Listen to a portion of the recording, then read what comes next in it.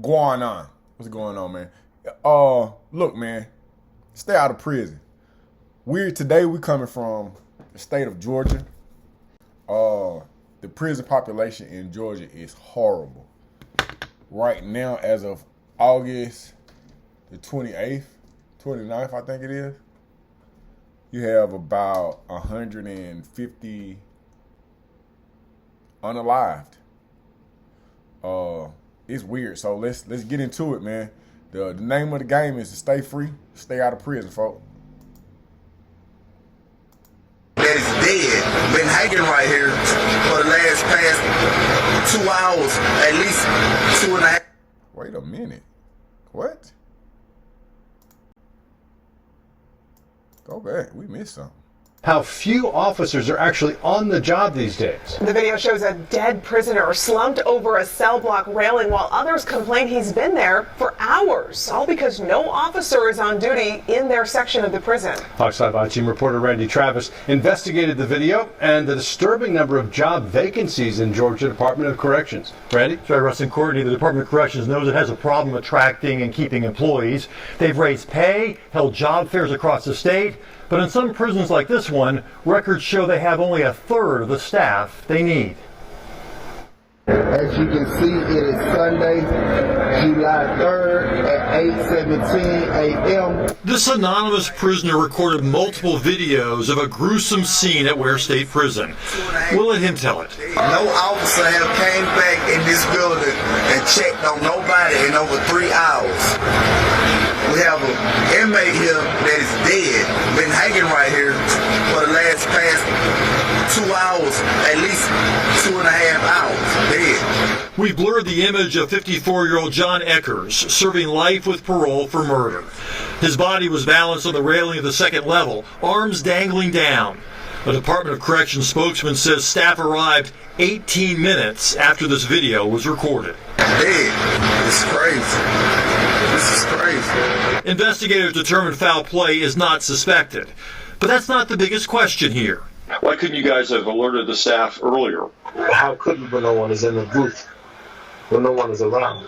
One of Eckers' fellow dorm members agreed to talk to us from his bunk, as long as we did not show his face. Is the Georgia prison system a more dangerous system now than in the past because of staffing? Well, of course it is.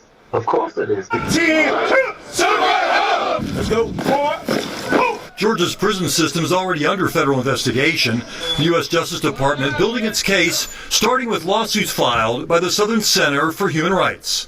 You have many facilities across the state running staffing vacancy rates that are close to 70%, so you really only have one officer in a situation where you needed 3. According to records Christina Remlin and her staff collected, Ware had a 68. You know what? I talked to a school teacher. Let me see if I can. How much is Georgia spending on prisons in 2024? I was advised that the state of Georgia is spending $165 million overview budget. What?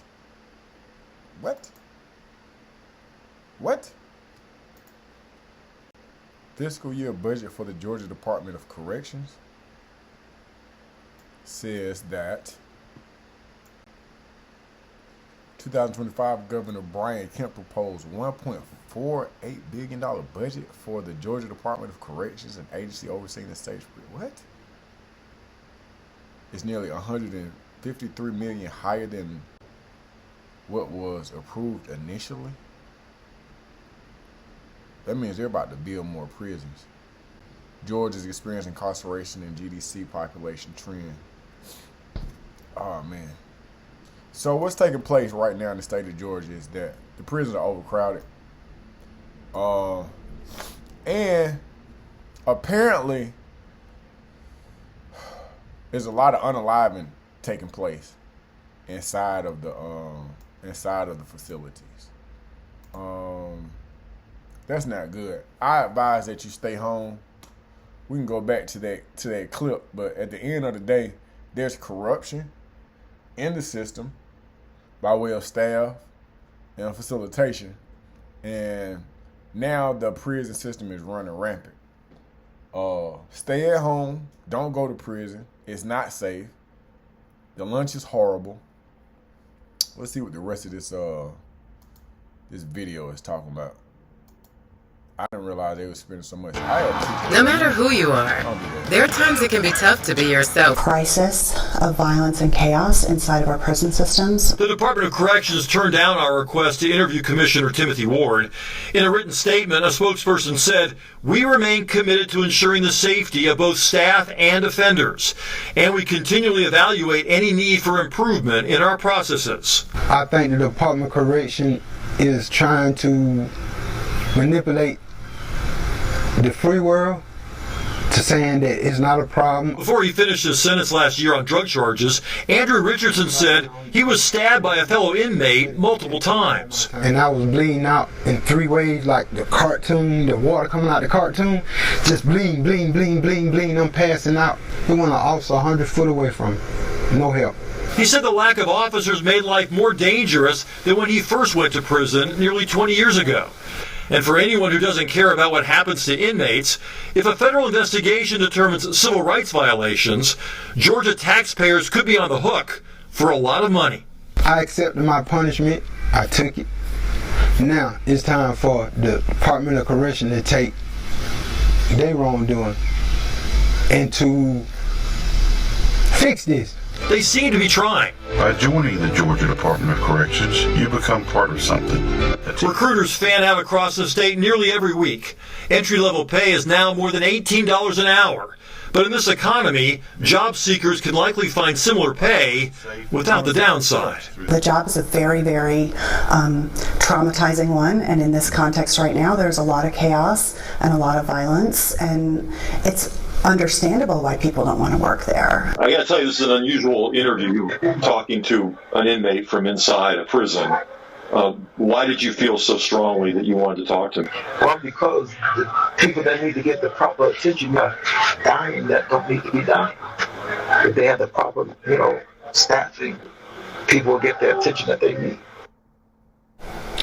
The Department of Corrections is not confirming that Ecker's body was there for as long as those inmates insist it was. They say it's still under investigation. Yeah, well, the inmate who spoke to you on the phone makes a good point. You've done stories in the past about the cell phone problem inside prisons. I mean, it seems absurd that it's so easy for them to have access to phones. Yeah, and officers have tried for years and years to stop the incessant flow of cell phones into the prison system. But, it's interesting, ironically, without that cell phone, there wouldn't be proof of that inmate hanging over the railing for as long as he apparently was. So, it provides some evidence for the Department of Corrections, for the Justice Department that's currently looking at the state of Georgia's prison system. A lot of eyes are on the prison system right now here in Georgia, and there are a lot of talk about what to do if they can't get enough staff. Some perhaps radical ideas like reducing the number of prisoners through early release and things like that. Not to the point yet where it's going to be implemented, but they're talking about it right now. So this is a situation that's serious for the folks inside the prison who work there and who serve time there, and perhaps for the ones outside the system as well. Yeah, well, when it comes to things like violence, and then also, what you're pointing out with the cell phones, clearly the understaffing can cause more than one issue. You can get away with a lot of bad things when there are not enough eyes watching what's going on. Yeah. All right. Randy, thanks. Thanks, Randy. Moral of the story is that there is no lawfulness inside the prison. It's weird. Stay home and pray for those people who are incarcerated if we care for human beings. Because right now it's totally out of control. You've got more deaths than you've ever had. You've had more violence than you've ever had. And how do you rehabilitate the people who are like these people in jail? Ooh, don't do that. These people are in jail, and they'll eventually come back to the street. But if they're not rehabilitated when they come home, then they're gonna violate. They're gonna come out here and mess up your property value, carjack you, unalive somebody, and then go back to jail because that's where they're comfortable being. So something has to be done about it.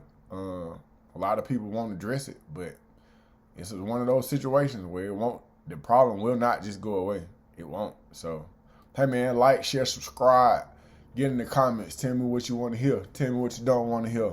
And then we'll go for it. I am Butler, anger management specialist throughout the state of Georgia. I was previously incarcerated in the state of Georgia for armed robbery, 10 years. I'm now free. I have a full pardon from the state. I work with at-risk youth. I work with kids inside the juvenile, kids in the probationary period of their sentences. Hey, man, like, share, subscribe, man. Let's hear what you got.